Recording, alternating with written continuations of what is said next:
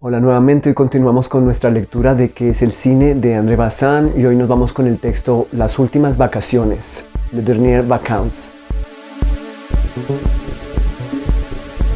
En este texto, escrito originalmente por Bazin en 1948 para la revista Revue de Cinéma, se va a dedicar a la película del mismo nombre, Las últimas vacaciones, de Roger Linhart. En 1966, la primera edición de ¿Qué es el cine? Traía muchos más artículos de André Bazin y este texto, Les Dernières Vacances, Las últimas vacaciones, venía acompañada también de otros escritos de André Bazin acerca de cine e infancia.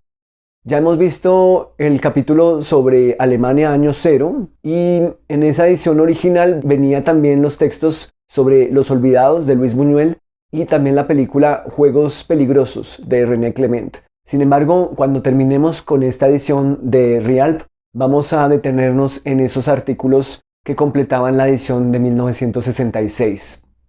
Para el texto presente acerca de las últimas vacaciones de Roger Linhart, Bazin comienza haciéndonos una especie de descripción del autor. Entonces vamos a ver lo que él podría considerar como el caso Roger Linhart para el momento. Entonces comienza Bazin. Para algunas decenas de personas, digo, en el París de las letras, de las artes y de la amistad, existía desde antes de la guerra un caso llamado Roger Linhart. Este hombre pequeño, delgado, ligeramente inclinado como bajo el peso de no sé qué cansancio ideal, ocupaba entonces, en los límites de la literatura y el cine francés, un sitio discreto, insólito y exquisito. Hay quienes, con justicia, consideran a Roger Linhart como uno de los más brillantes críticos del cine sonoro, con una institución que le hacía llevar más de 2 lustros de adelanto. Como referencia están sus artículos en la revista Sprit en 1937 y sus conferencias en la radio por la misma época. Para otros, Linhart es ante todo un novelista que jamás ha terminado sus novelas. Para otros, todavía un curioso poeta de negocios que, después de haberse aventurado y haberse arruinado con el cultivo intenso del cidro en Córcega, se ha hecho productor de cortometrajes para satisfacer los sutiles complejos que le ligan con el cine. Yo sospecho que Roger Linhart es productor y crítico tan solo en la medida en que ello le permite no reconocerse director. Le vimos durante 10 años mariposear alrededor del cine, fingir olvidarlo, despreciarlo a veces y volver a atraparlo con una palabra de dejo melancólico en algunas de esas admirables conversaciones en las que Linhart juega con las ideas como el gato con un ratón. Algunos se preguntaban también si Linhart podría jamás abordar el largometraje, lanzarse a una obra mayor que la forma de su inteligencia parecía quizá condenar de antemano al fracaso. ¿Cómo se pondrían ustedes en el lugar de Roger Linhart o de cualquier artista o cineasta si escucharan que alguien habla así de ustedes? Son opiniones encontradas, pueden ser percepciones de la gente, pero les pregunto una vez más, si alguien en algún momento dice de ustedes que han mariposeado con el cine durante 10 años, fingir olvidarlo, despreciarlo a veces y volver a atraparlo con una palabra de dejo melancólico, ¿qué pensarían ustedes si un comentarista, un crítico se refiere a ustedes en esas palabras? Si ustedes han tenido por algún momento altibajos en su vocación artística, en su carrera, si la han dejado por momentos, si han vuelto a encontrarla, si han pasado muchos años sin producir mucho, si han pasado años sin que las cosas se den a ustedes, ¿qué pensarían de alguien que se refiere en estos términos a su carrera y a su profesión? Y esta parte, algunos se preguntaban también si Linhart podría jamás abordar el largometraje, lanzarse a una obra mayor que la forma de su inteligencia parecía condenar de antemano al fracaso.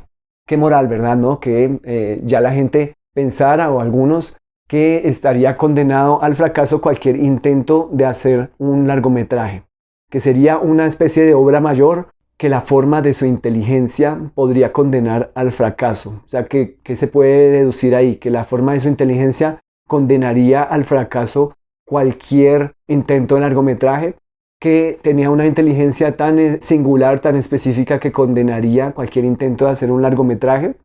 Todas esas posibles inferencias se pueden hacer de ese texto y yo los invito a reflexionar en aquellas críticas o textos acerca del cine donde ustedes han visto que de entrada van a centrar en el autor más que en la obra, en lo biográfico. Tenemos ya momentos en la escritura de André Bazin en donde se parece ocupar más del autor que en la obra, o por lo menos parece que al comienzo se le dedica más a la personalidad de aquellos creadores o de aquellos autores y después va a pasar a la obra. Es el caso de su libro póstumo sobre Orson Welles, en donde dedica una mayor parte de la escritura, de la extensión, a lo biográfico de Orson Welles. Se menciona allí que es una biografía artística como una especie de licencia para ocuparse quizás más de los datos del autor que de la forma de las películas, ¿verdad? Pues en este caso con Linhart pareciera que esa es la dinámica aquí en este texto, que primero vamos a hablar o va a hablar Bazin de Linhart y después se va a centrar en su obra de largometraje que es Las últimas vacaciones. Pero todo esto quiero englobarlo también en una reflexión acerca de esta forma de escribir, ¿no? Cómo se puede plantear lo biográfico al hacer un escrito, un artículo sobre cine, una crítica sobre cine. ¿Piensan ustedes que es válido, que no es válido? ¿De qué forma lo harían ustedes si consideran que es válido acercarse por la biografía del autor o por una percepción de ese autor? Más si esta persona está viva en ese momento y se puede hacer diferentes aproximaciones a lo que es su vida, ¿no? Su profesión o la manera en que esta persona ha abordado su profesión.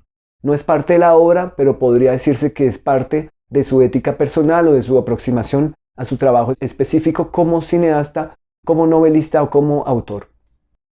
Continúa Bazin. Con Linhart se estaba incluso tentado a considerar una lástima que tal fuente de ideas vivas se comprometieran con la realización. Entonces, ¿qué quiere decir esto? Nuevamente, con Linhart se estaba incluso tentado a considerar una lástima que tal fuente de ideas, la fuente de ideas de Linhart, se comprometieran con la realización. O sea que es mejor que él no intente ningún proyecto, que es mejor verlo elucubrando ideas a finalizarlas, a materializarlas.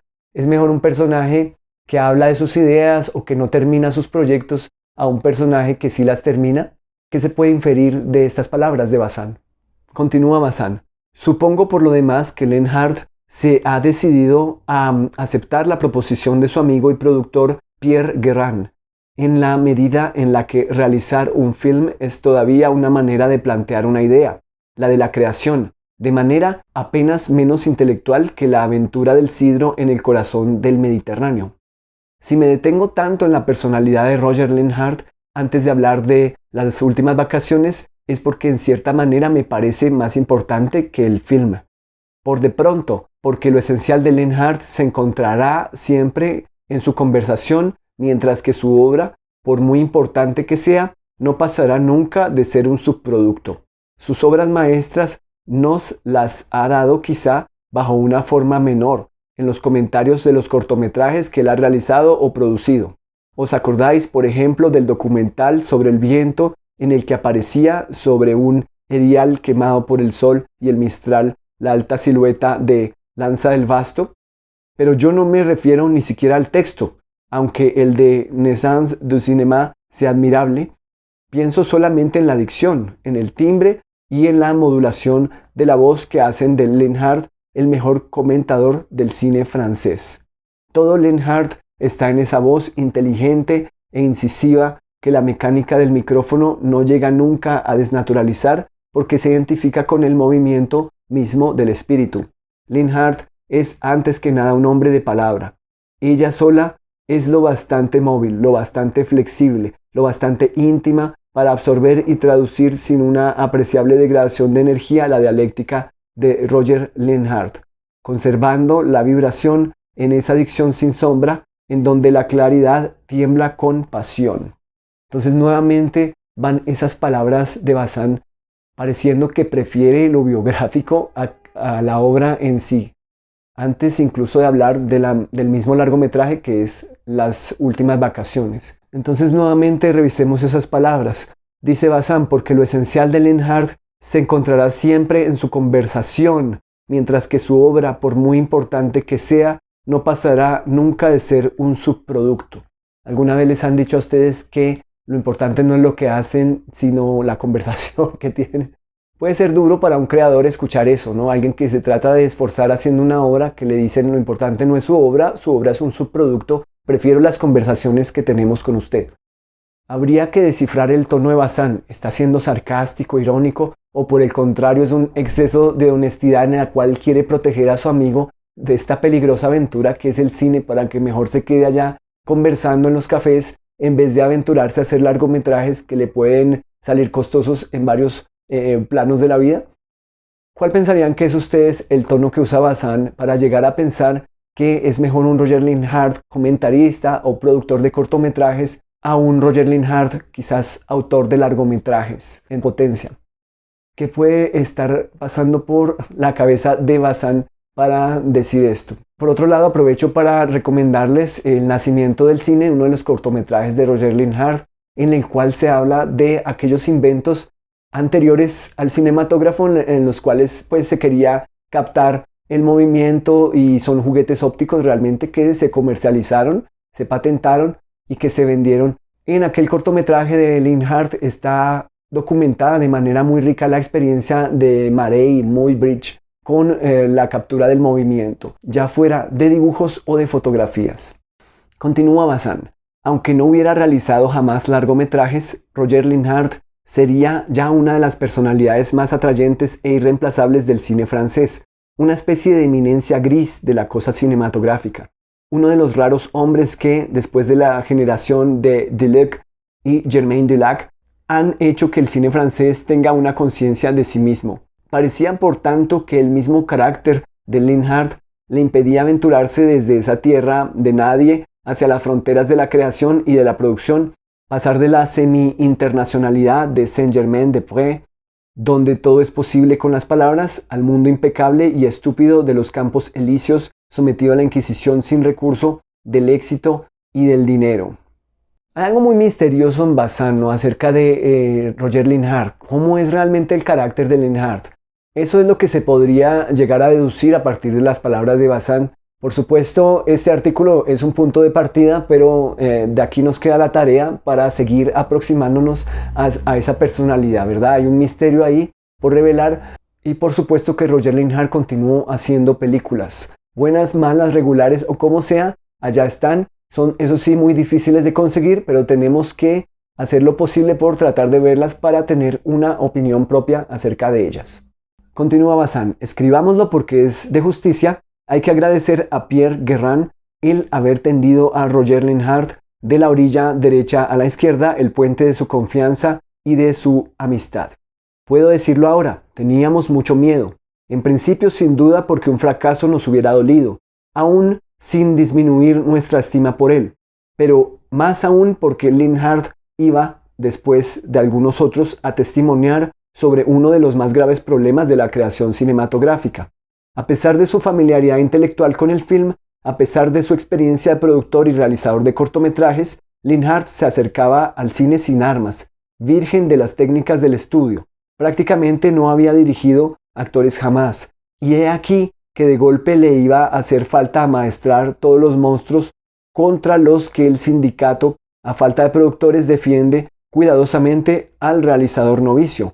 Linhart estaba virtualmente encargado de responder a la pregunta: en el cine, ¿puede un autor ir directamente a su estilo, someter con algunos días de aprendizaje toda la técnica a su voluntad y a sus intenciones, hacer una obra bella y comercial a la vez, sin pasar por todos los ritos de un largo aprendizaje técnico?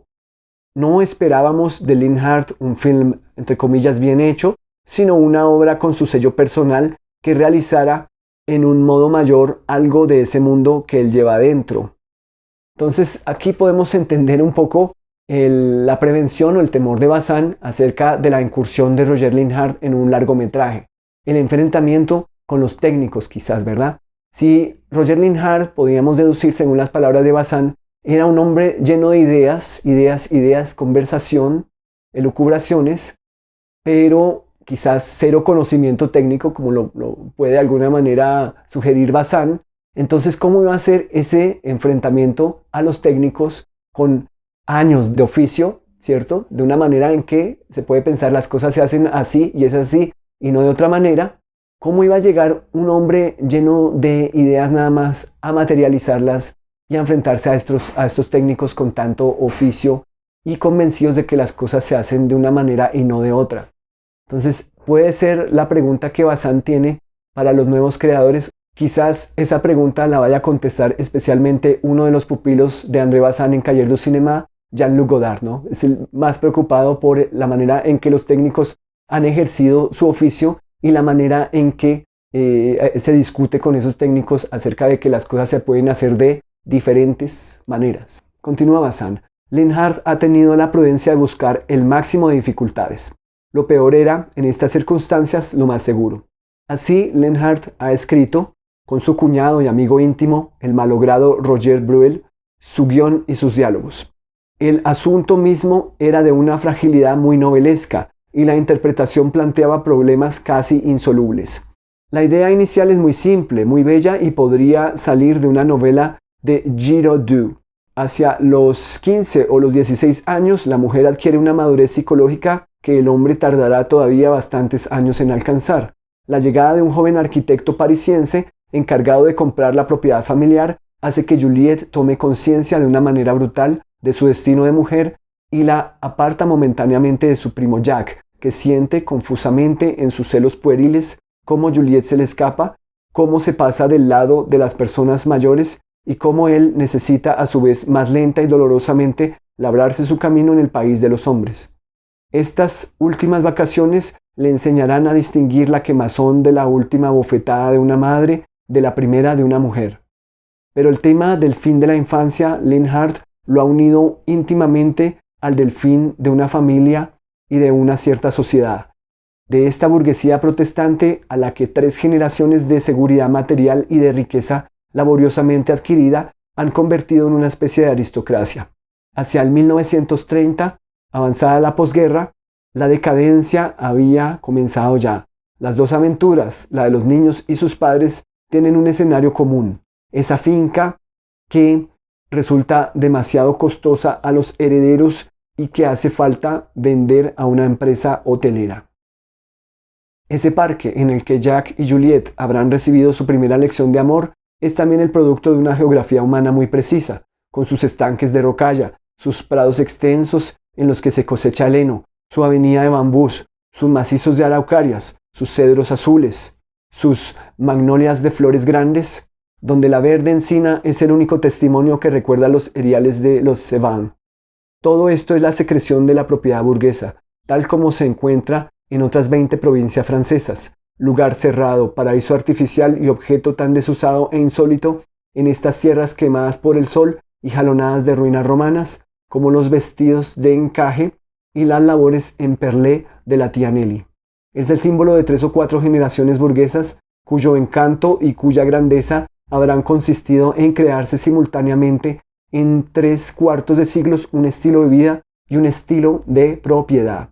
Pero más que los juegos de los niños son las preocupaciones de los padres las que hacen aún más anacrónico este maravilloso mundo burgués. Si ustedes tuvieron la oportunidad de ver esta película, Las últimas vacaciones, se dan cuenta que esta gran familia está reunida en esa finca, Torriñe, y el propósito de los adultos es vender la finca, ¿verdad? Porque tienen diferentes tipos de dificultades económicas. Los niños hacen, por supuesto, muchos planes para sabotear la venta de la finca y en ello, pues, el centro de estas tretas y de estas burlas y de estos sabotajes es el comprador, por supuesto. Pero aquel comprador es un personaje que se va a ir acercando a Juliette. Juliette es la adolescente protagonista que en principio está con los niños, de parte de los niños para sabotear al comprador, pero que por otro lado también es de alguna manera un poco seducida por el mismo comprador, y ahí es donde empieza este dilema que Bazin menciona. Por un lado, Juliette hace la transición de niña que está con los juegos de los niños y los sabotajes de los niños, pero por otro lado también está pasando a la adultez y algo se despierta en ella con esta seducción del comprador. El otro adolescente es Jacques, de la misma edad de Juliette, quien tiene una fijación por ella. Por un lado está pendiente del sabotaje de la finca y siendo el líder de los niños, pero por otro lado también está viendo que está en peligro de perder a Juliette. Sin embargo, en la película no solamente vemos las historias de los niños y los adolescentes, sino también las de los adultos. Un matrimonio que no está funcionando muy bien y llega otra mujer como a tratar de coquetear con ese otro adulto. Y hay unos adultos también que están en el dilema de lo material, ¿no? De su forma de vida, su estilo de vida, cómo protegerlo o cómo cambiar eso. Como Bazán lo dice, es un periodo entre guerras en el cual esa seguridad se está perdiendo, la seguridad material, y estas familias están prácticamente viviendo de una apariencia. Un momento muy interesante en la película es cuando Juliet entiende que por un lado la finca significa mucho para ella, su infancia, pero por otro lado, si la finca no se vende, entonces ella no tendrá cómo estudiar, no tendrá cómo garantizarse un futuro y cómo empezar una carrera como las demás mujeres de su edad. Bazán se va a centrar luego en la interpretación de los actores en las últimas vacaciones y va a elogiar el trabajo de los niños y los adolescentes, pero va a criticar un poco el trabajo de los adultos. Para Bazán, las interpretaciones de estos adultos son las más débiles del film. Luego Bazán va a hablar de la puesta en escena en la película. Dice Bazán, pero por muy interesante y en gran parte nuevo que sea en sí mismo el guión de Roger Linhart, es el estilo de la puesta en escena lo que debe retener nuestra atención. No faltarán técnicos expertos que lo encuentren pobre o incluso torpe. Y es que apenas se sabe todavía lo que es el estilo en cine. En realidad, de 100 films, en 90 la técnica de la planificación es rigurosamente idéntica, a pesar de ilusorios procedimientos de, entre comillas, estilo. Un film de Christian Jacques o incluso de Duvivier no se reconocen por su estilo, sino solamente por el empleo más o menos frecuente de ciertos efectos perfectamente clásicos a los que ellos han añadido algunos perfeccionamientos personales. Por el contrario, los films de Renoir, planificados la mayor parte de las veces con desprecio del buen sentido y prescindiendo de todas las gramáticas, son el estilo mismo. Linhart no era un hombre que despreciara la forma, ni siquiera las reglas, y yo no pretendo que no se advierta a veces una cierta torpeza en la solución de un problema de planificación, pero en lo esencial ha encontrado perfectamente su estilo y la técnica adecuada. Su frase cinematográfica tiene una sintaxis y un ritmo discretamente personales, y el que sea clara no implica en absoluto que no sea original. Con un admirable sentido de la concreta continuidad de la escena, Linhart sabe destacar a tiempo el detalle significativo sin renunciar, sin embargo, a su ligación con el conjunto. Linhart respeta la duración de las acciones y recuerden que esto es compatible con aquella visión que Bazán defiende, los planos secuencia, la profundidad de campo, la descripción de espacios o de acciones a través de los paneos y que esa necesidad por dejar que las acciones se tomen su tiempo, ¿verdad? Porque no estar cortando con afán si ya todo el mundo salió del cuadro, sino de que aún los espacios vacíos pueden hablar, pueden decir cosas. Los personajes no necesariamente tienen que estar en todos los lugares. Se respeta la duración de los planos en los que no necesariamente hay personajes. Y eso es algo bastante singular que cabe la pena mencionar para esta película. Continúa Bazán. Dedicado a la novela, Linhart hubiera sido un moralista. La escritura cinematográfica recobra de alguna manera y por sus medios propios esa sintaxis de la lucidez que caracteriza todo un clasicismo novelístico francés de La princesse de Clévé à l'étranger. Considerada como descriptiva, la planificación de las últimas vacaciones puede parecer con frecuencia elemental, pero es en realidad el movimiento de un pensamiento en el que se encuentran resueltas estéticamente las contradicciones más chocantes de la personalidad de Roger Linhart. Si hiciera falta buscar referencias plásticas en lugar de literarias, compararía las mejores escenas de Las últimas vacaciones con esos grabados en los que la observación del detalle encuentra precisamente su sentido y su valor en la claridad lineal del trazo. Parcialmente influido por Renoir, su cámara sabe no matar jamás la escena bajo el escalpelo de la vivisección. Linhart se separa de él, sin embargo, sin renegarle, porque nunca renuncia por completo a comprender la escena, es decir, a juzgarla. La herencia protestante del autor no se descubre solo en la materia protestante del guión y en el cuadro geográfico de Les Events, sino que contribuye a informar la planificación. Le impone una moral de la que Renoir y en eso estriba su encanto, está enteramente desprovisto. Entonces, vuelvo nuevamente con esto de la duración. Como entiendo las palabras de Bazán, significa que incluso cortar a un personaje en cierto momento parecería también hacerle un juicio, parecería despojarle de su momento. Y aquí Linhart es muy democrático en cuanto a eso. Deja las duraciones, deja que los espacios hablen, deja que los personajes se muestren, se expresen y nos deja un tiempo más. Por eso no hay villanos. El comprador no es un villano, los niños no son unos villanos, ¿cierto? Los adultos no son villanos, los adolescentes no están obrando de mala fe o no hay buenos y malos en ese aspecto, en ese aspecto reduccionista, sino que todos en algún momento podrían tener la razón y podrían tener sus justificaciones para hacer lo que hacen. Y cada cual llega a ser de alguna manera protagonista de su situación específica, de su historia, de su pequeña historia, de su microhistoria. Por supuesto es loable que una persona que hace su primer largometraje tenga tantos personajes por el peligro de que se pueda caer alguno de ellos y pueda debilitar el conjunto. Lo dejo a juicio de ustedes ver si el conjunto realmente funciona, si todas estas historias cruzadas están funcionando y son sobre todo creíbles. Si les transmiten algo a ustedes, si los hacen sentir, si ustedes de verdad creen en lo que están viendo. Continúa Bazán. Es de temer que esta obra discreta, en cuyo guión y en cuya puesta en escena no hay ninguna solución espectacular y que ha sido realizada con muy escasos medios, no consiga toda la atención que merece. Al menos podemos pensarlo al ver la persistente frialdad con que las comisiones de selección han excluido Les Dernières Vacances, las últimas vacaciones, de todas las competiciones internacionales en 1947. Y es que su naturaleza estética es esencialmente novelesca. Linhart ha hecho en film la novela que podría haber escrito. Por muy paradójico que pueda parecer, la atención del público e incluso de la crítica serían a priori mucho más favorables si se tratara de una adaptación. Las últimas vacaciones se integra con la mayor naturalidad y sin que nos demos cuenta en una tradición literaria, y apenas se advierte lo que su existencia cinematográfica puede tener de insólito y de profundamente original.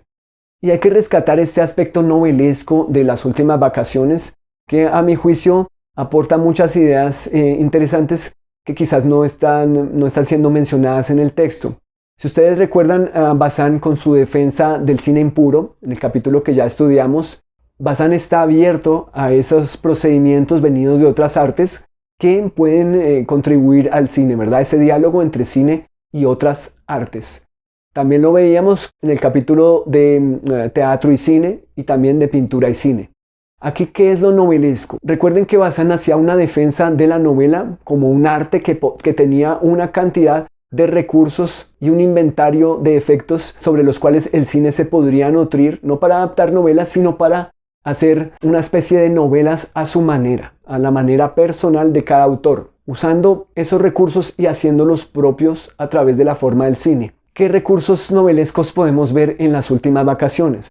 Por ejemplo, el uso de los flashbacks para contar las historias.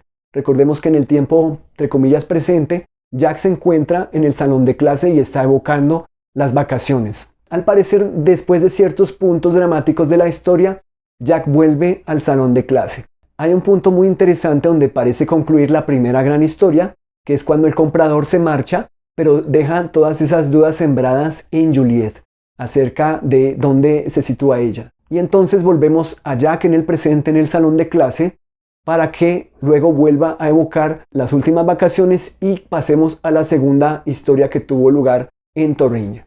Sin embargo, aunque pasamos a la segunda historia, no se desconoce que hubo ya primera historia, sino que estamos ante una situación diferente con otros matices, como si hubiera pasado un tiempo entre la primera y la segunda historia, un tiempo en el que ocurrieron otras cosas, un tiempo en el que se reflexionó. Este recurso de los episodios, si ustedes lo piensan bien, pudo tener un impacto en Eric Rohmer como cineasta y otros cineastas que trabajan estas lógicas, ¿cierto? Novelescas, episódicas. Cineastas como, me atrevo a decir, Hao Xiaoxian, Apichatpong, Weracetácul y también quizás Hong Sang-soo a su manera, entre los más conocidos. Para cerrar el artículo, Bazán se refiere a una película de la que ya hablamos un poco, que es Sierra de Teruel, de André Malraux. Dice Bazán: Tan solo Malraux, con un tipo de novela totalmente diferente, nos ha hecho sentir este equívoco de la obra cinematográfica que podía ser literaria. Que nadie se equivoque. Sierra de Teruel es lo contrario de una adaptación. El film y el libro son la refracción de dos materias estéticas diferentes del mismo proyecto creador y están en el mismo plano de existencia estética. Si Malraux no hubiera escrito L'Espoir, terminada después del film, seguiríamos teniendo en la pantalla algo que podría haber sido una novela. Es también ese el sentimiento que nos produce Las últimas vacaciones. Ahora bien, de todo lo que desde hace 10 años cuenta realmente en la producción mundial, desde La regla del juego a Ciudadano Kane, pasando por Paisà de Rossellini, ¿no han sido precisamente novelas o cuentos la materia preferida de las películas? Y desde hace el mismo tiempo no debe el lenguaje cinematográfico a esas mutaciones estéticas que no son, lo repito, adaptaciones ni transposiciones, sus más incontestables progresos. Y bueno, aquí Bazin llega nuevamente a una conclusión que ya habíamos visto de forma similar en un capítulo como Evolución del lenguaje cinematográfico y también en A favor de un cine impuro, que la novela puede ayudar a que el cineasta sea una especie de novelista a su manera en términos de imágenes y sonidos. Es un lugar por el que ya habíamos pasado. Recuerden que este artículo fue compilado, como les decía, junto con Los Olvidados, Juegos Peligrosos y Alemania Año Cero, en el libro original de ¿Qué es el cine? En 1966, pues en una reflexión sobre cine e infancia. Pero también este capítulo pudo haber estado ubicado entre Evolución del lenguaje cinematográfico y A favor de un cine impuro. Sin embargo, el hecho de que este texto esté aquí acompañando al de Alemania Año Cero es interesante porque si ustedes han visto las 3 últimas películas de las que hemos hablado en cualquier lugar de Europa, de Reza von Radvanji, Alemania Año Cero de Roberto Rossellini y ahora Las últimas vacaciones de Roger Linhart, se van a dar cuenta que hay unos espacios muy en común en las 3 películas. El espacio de ruina, el espacio del edificio o castillo abandonado para los niños. Parece una simple coincidencia en las imágenes o quizás hay algo más detrás. Gracias de nuevo por ver el video hasta el final. Recuerden, esto es Cines de Arte de Autores. Nos veremos la próxima semana con más de ¿Qué es el cine? De André Bazin.